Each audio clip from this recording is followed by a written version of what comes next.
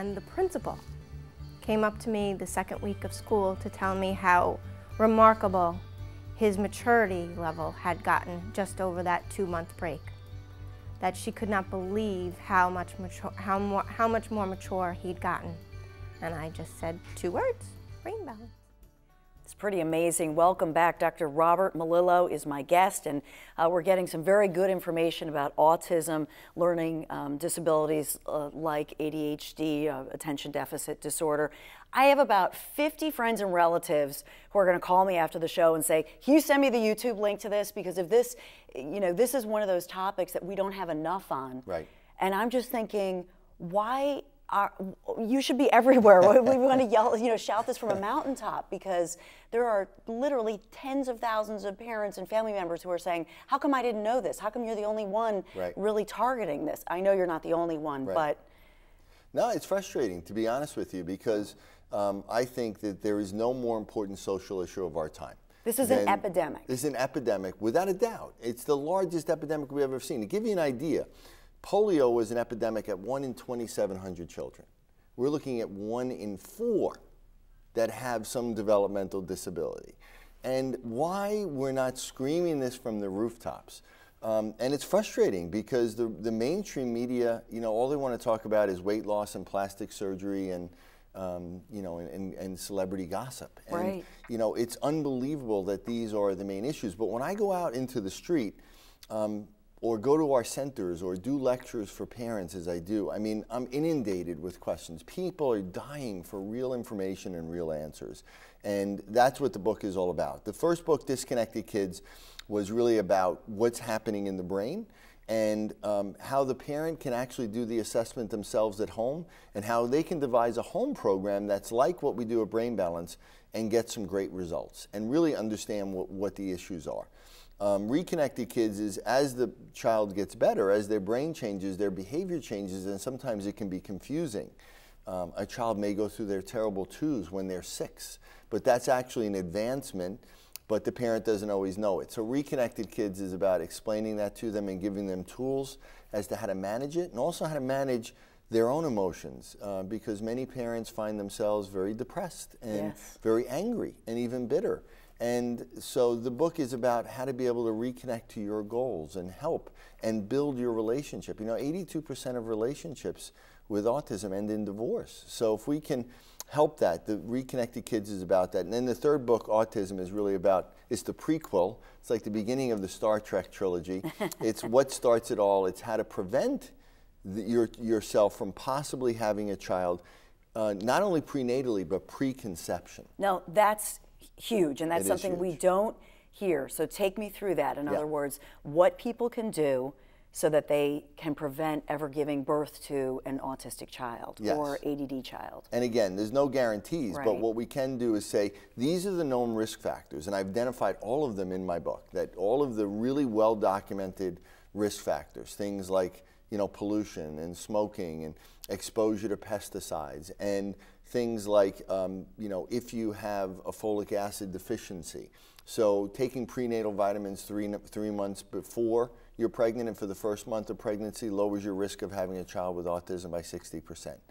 If a woman has obesity, diabetes, or hypertension, any one of those 3 elevate her risk 60% each, 150% for other disabilities. So by doing things like looking at your body fat, monitoring your blood sugar level, monitoring your blood pressure, doing things like exercise before you're pregnant.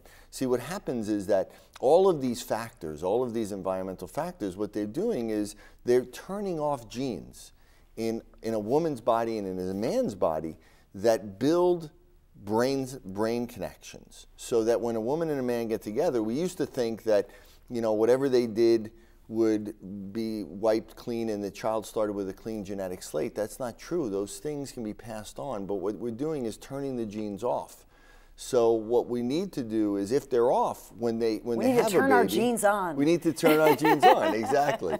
And so we need to do that preferably before we get pregnant. So one more reason to be healthy and have good health. It just amazes me, though, when you think about Obamacare, and we're talking about that, And so you look at the cost of 1 in 4 kids with autism, it just would make sense, would it not, to know all of this so that we're all healthier, and therefore at the end of the day, we don't deal with all the cost of children with disabilities. I mean, the cost is huge. We look at Autism Speaks came out with statistics showing that $126 billion was spent last year on autism alone. $5 million through the course of an autistic individual's lifetime. The average family spends $15,000 to $20,000 a year out of their pocket for a child with disability, and not to mention that our school systems are spending anywhere from $20,000 to $100,000 for a child in special ed. So if there's somebody watching right now and they say, well, I don't know anybody with autism or any of these issues, guess what? This affects you because you're paying for it. Exactly. Your taxes are paying for all these special ed services, and they're overwhelmed. And the schools are broke, and they can't afford it anymore. So the only way to really make a difference is to try to eliminate these problems, or to go directly to the family and give them the tools and the information so that they can handle it. Because our healthcare system and our educational system, this is the first time in history that both the highest problem in both education and healthcare has been the same thing, and this is developmental delays in children. We want to talk about hope more with Dr. Rob and his beautiful wife Carolyn when we come right back.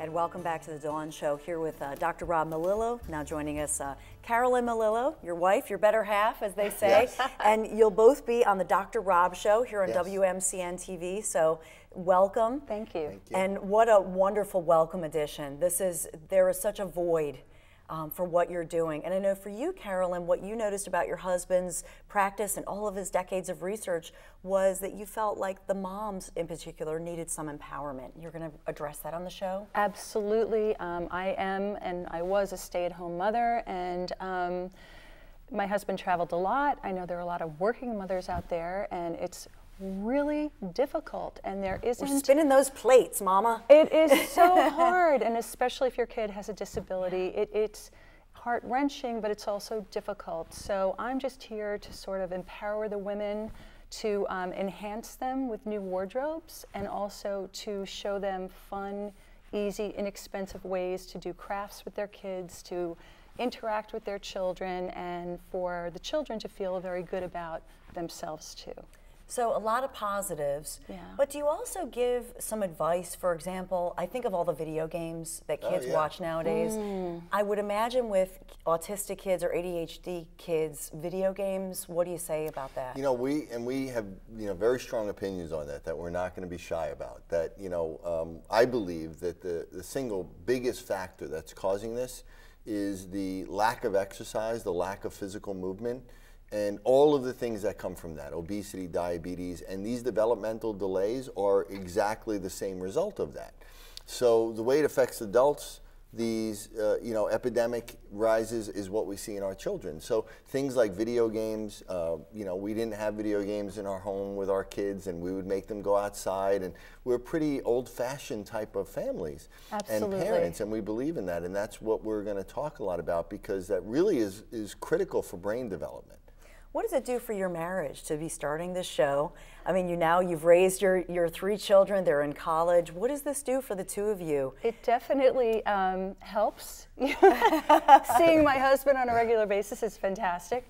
But it's nice to be able to share, everybody has problems. Certainly we did too. Our kids have gone through things. That's normal. I think that we can share the fact that you can get through these things. As a unit, as a family, it's really important to be connected with your children. And it's hard, but through Rob and through all of his practices at Brain Balance, I think he is connecting families back together, because they have answers now how to deal with their children, what they can do for their children. It's not going to be a mystery anymore. Well, Carolyn and Dr. Rob, I think this is going to be huge. You're starting a revolution here on WMCN TV. I'm so excited to be a little part of it and to welcome you here. Thank you. This is wonderful. Thank you. And this is hope for so many of you.